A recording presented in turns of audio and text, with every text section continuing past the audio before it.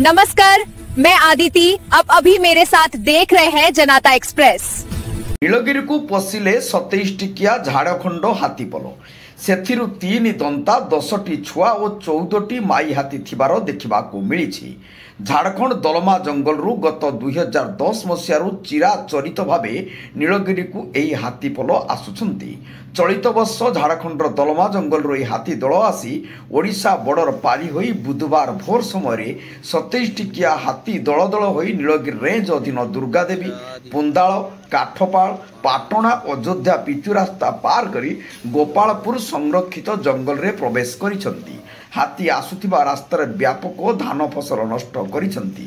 एही हाथीपल मध्य 3 दंता हाथी थिबा बेले 10टी छुआ 14टी मा हाथी थिबार सूचना मिली।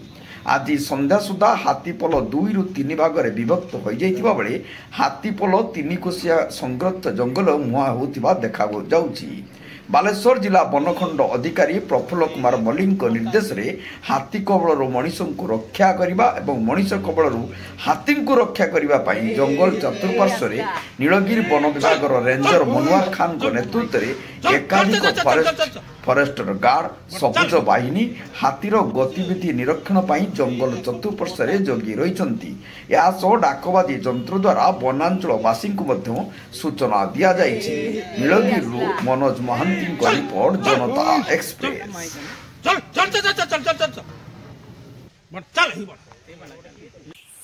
हेलो दोस्तों, मेरे चैनल को लाइक सब्सक्राइब जरूर करना और जनता एक्सप्रेस देखना ना भूले।